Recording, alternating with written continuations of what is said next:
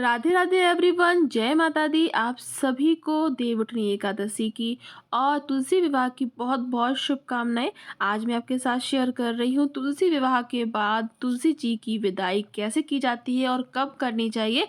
पूरी संपूर्ण जानकारी मैं आज आपके साथ शेयर करने वाली हूँ, तो पूरा वीडियो ज़रूर देख लीजिएगा जिससे कि सभी जानकारी आपको सही और सटीक मिल सके।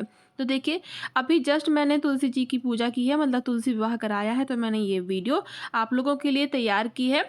तो देखिए, सबसे पहले तो आपको जब तुलसी जी की आप जब भी आप विवाह कराएं, जैसे आप देवउठनी एकादशी के दिन करा रहे हैं तो अगले दिन आपको विदाई करानी होगी। तो आप देवउठनी एकादशी से लेकर आप पूर्णिमा तक कभी भी विवाह करा सकते हैं, बस उसके अगले दिन यानी कि सुबह, ये जो पूजा होती है वो शाम को होती है, अगले दिन सुबह के समय ये जो विदाई है वो हमें करानी होती है।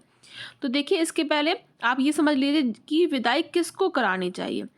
आप विदाई कराने के लिए ज़रूरी नहीं है कि आपको हर साल विदाई करानी पड़े।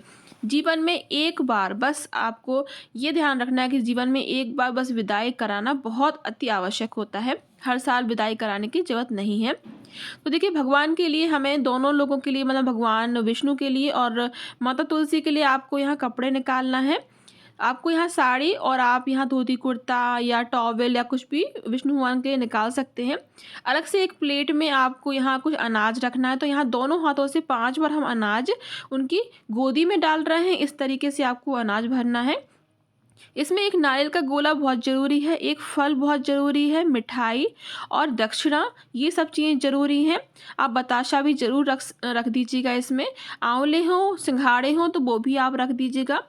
और अगर आपके पास 5 तरीके के 5 कोई बर्तन हैं नए, अगर आप विदाई कर रहे हैं तो आप 5 बर्तन नए ज़रूर लेकर आएँ। जैसे कि हम लड़की की विदाई करते हैं, उसमें बर्तन, अनाज, फल, मिठाई, ड्राई फ्रूट्स सभी चीज़ें देते हैं, उस तरीके से आपको देना है। सुहाग का सामान जो हमने चढ़ाया है पूजा में, ये पूरा सुहाग का सामान भी साथ में तुलसी जी के साथ में ही जाएगा, ध्यान रखिएगा।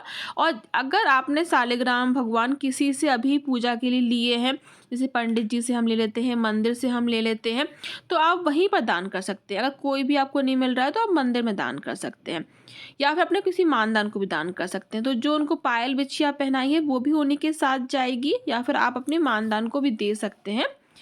आपको जो भी चढ़ाया है वो आपको खुद नहीं रखना है, इस बात का ध्यान रखिएगा।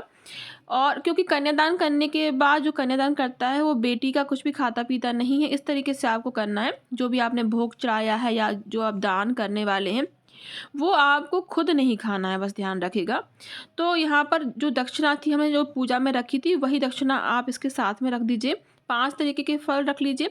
लाई और अगर आपके पास खील बताशा रखे हैं तो वो भी रख दीजिए। उनकी गोदी में हम रखना है, इस तरीके से रखना है। 5 बर्तन, जैसे मैंने आपको पहले बताया, 5 बर्तन ज़रूर निकाल लीजिएगा। अगर आप दान कर रहे हैं तुलसी जी को, आप तो ध्यान रखिएगा कि आपको उनको एक बार थोड़ा-सा पानी पिलाना ज़रूरी है। पानी पिला के कुछ भोजन करा के हम विदाई कराते हैं दोनों को, दूल्हा और दुल्हन दोनों को।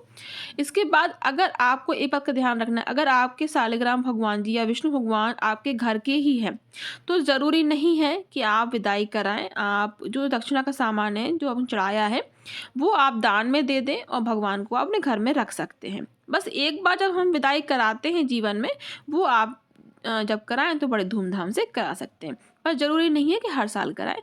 अब हमने जो माता तुलसी की गोदी में सभी अनाज दिए हैं, उनमें से 5 बार थोड़ा-थोड़ा, चुटकी-चुटकी भर के अपने पल्लू में या फिर जहाँ पर आपके भंडारे होंगे, वहाँ पर आप थोड़ा-थोड़ा सा इसका जो निकाल कर, जहाँ पर आपने गेहूँ भरे होंगे, वहाँ पर रख दीजिए, जिससे कि आपके घर में भी कभी खाली नहीं होगा, भंडारे भरे रहेंगे। इस तरीके से हमें विदाई करनी चाहिए। उनको, तुलसी माता को फिर से टीका लगाना है हल्दी से, कुमकुम से, और उनको कुछ आपको दक्षिणा भेंट फिर से देना है जब आप उनको विदा करते हैं।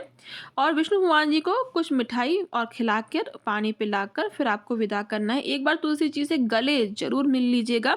इस तरीके से आपको विदा करनी है। इसके बाद भी अगर आपके मन में कोई भी क्वेश्चन हो, आप मुझसे कमेंट कर सकते हैं। मैं जल्दी से जल्दी आंसर करने की कोशिश करूँगी। इस तरीके से आपको विदाई कराना। आई होप कि आपको ये वीडियो समझ में आ गई होगी। अगर आपको आज का ये वीडियो अच्छा लगा हो तो प्लीज़ लाइक ज़रूर कीजिएगा। न्यू है तो सब्सक्राइब कर लीजिए मेरे चैनल को, और बेल आइकन को प्रेस करना बिल्कुल भी ना भूलिएगा, और लाइक भी कर दीजिएगा जल्दी से मेरे चैनल को। तो देखिए, आज का ये मैं इस तरीके से तैयार हुई थी, रेडी हुई थी, क्योंकि आज ही देवउठनी एकादशी और हमारे यहाँ आज ही पूजा होती है। माता तुलसी की विवाह हम आज ही कराते हैं। तो इस तरीके से गन्ने का मंडप लगाकर हम लोगों ने ये पूजा संपन्न कराई। तो चलिए मिलते हैं नेक्स्ट वीडियो में। आप सभी का बहुत बहुत धन्यवाद।